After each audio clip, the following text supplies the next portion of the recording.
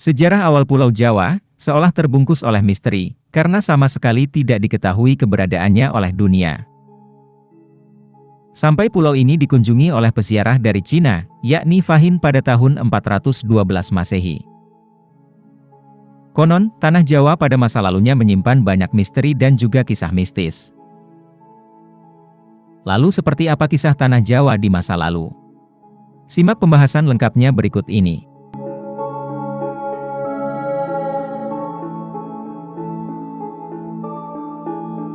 Berdasarkan buku Sejarah Gaib Tanah Jawa, karangan C.W. Lead Beaters, cetakan 1 Maret tahun 2015, disebutkan pada 2000 tahun sebelum Masehi, Pulau Jawa sudah menjadi koloni bangsa Atlantis.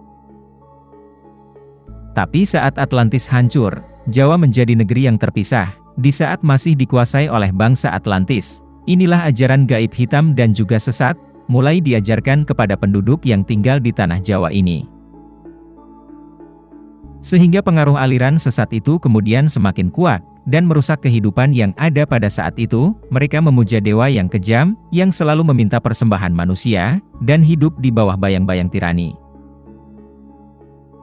Tanpa kesempatan untuk melepaskan diri, pada zaman itu, mereka diperintahkan oleh raja yang merangkap imam agung dari aliran hitam. Di antara raja ini, ada seorang yang sungguh fanatik dalam kepercayaan aliran hitam.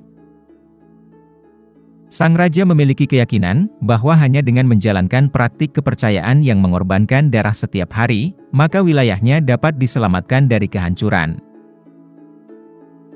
Hal ini didasari oleh keyakinan bahwa dewa-dewa ganas dan haus darahlah yang memegang kendali atas tanah Jawa. Pada saat itu, para dewa telah membuktikan kekuatan dahsyatnya dengan letusan gunung berapi secara berulang-ulang, dan juga bencana-bencana alam yang lainnya. Raja tersebut lalu memutuskan untuk melakukan sebuah pemagaran gaib, demi untuk menjaga dan memelihara perlindungan atas tanah Jawa. Salah satu caranya adalah dengan praktik ilmu gaib dari para ahli sihir. Hal ini dilakukan agar kelak, semua sesembahan darah kepada dewa-dewa haus darah yang bercokol di seluruh Jawa, tetap dilanjutkan di sepanjang abad-abad yang akan datang. Demi terwujudnya maksud itu, dia kemudian menciptakan mantera yang sangat kuat di atas Pulau Jawa, agar aliran hitam yang dianutnya tersebut tak akan lenyap selamanya. Efek dari hal itu, masih dapat dilihat, baik secara eteris maupun astral, dalam bentuk awan gelap yang besar melayang-layang di atas Pulau Jawa. Awan hitam ini, anehnya kelihatan seolah-olah seperti tertambat pada titik-titik tertentu, sehingga tidak lantas terbawa oleh angin dan tetap tinggal pada tempatnya. Titik-titik lokasi awan hitam ini sengaja dimagnetisir oleh raja, dekat dengan kawah-kawah gunung berapi. Salah satu alasannya adalah, karena kawah-kawah tersebut biasanya ditempati oleh beragam jenis makhluk-makhluk halus. Sehingga makhluk-makhluk gaib itu dapat diperintah oleh sang raja. Kemudian pada 1200 tahun sebelum Masehi, terjadi invasi secara damai terhadap Pulau Jawa, oleh Raja Vaivas Vatamanu yang beragama Hindu. Mereka datang secara damai, tinggal di pantai dan pada akhirnya membentuk kota perdagangan kecil yang independen. Seiring waktu, kekuatan para pendatang Hindu ini meningkat pesat, dan akhirnya menjadi dominan dalam komunitas. Akan tetapi, walaupun agama Hindu telah diterima oleh penduduk, namun dalam kenyataannya, pemujaan lama terhadap ajaran sesat tetap dilaksanakan, dan praktik ilmu gaib malah makin menjamur. Melihat kondisi tersebut, Raja Vaivas Vata yang berkuasa saat itu, meminta untuk mengirimkan ekspedisi ke Jawa, pada tahun 78 Masehi. Ekspedisi ini dilakukan untuk menangkal pengaruh buruk dari aliran sesat, yang sudah membumi di tanah Jawa tersebut.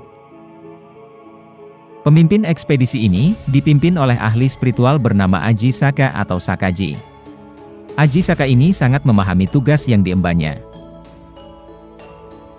Aji Saka lalu menanam benda yang berdaya magnet kuat, yang telah dimantrai di 7 tempat di Pulau Jawa, untuk menyingkirkan pengaruh aliran hitam dari tanah Jawa, atau tumbal bagi tanah Jawa. Untuk tempat menguburkan tumbal atau jimatnya yang paling penting dan kuat, Aji Saka memilih perbukitan yang mengarah ke Sungai Progo, tempat yang sangat dekat dengan titik Pulau Jawa. Legenda mengenai Aji Saka ini dalam berbagai cerita, juga dianggap melambangkan kedatangan Dharma, atau ajaran dan peradaban Hindu-Buddha ke Pulau Jawa.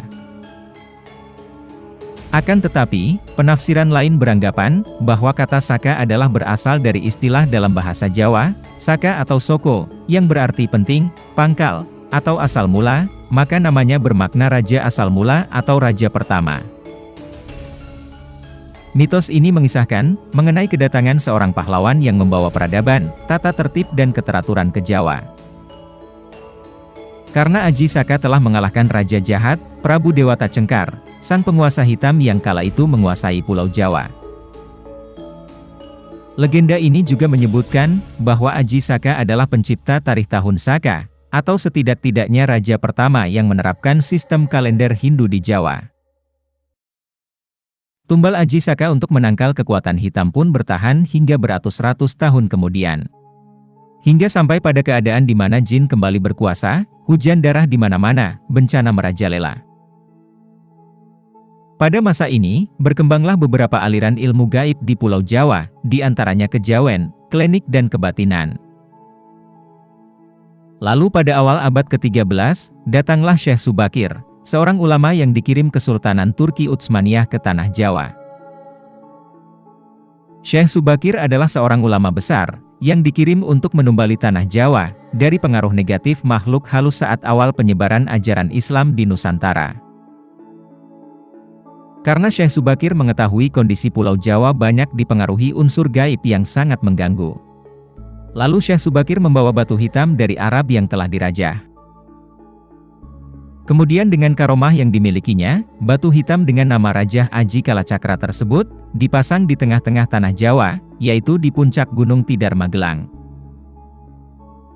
Karena Gunung Tidar dipercayai sebagai titik sentral, atau pakunya Tanah Jawa.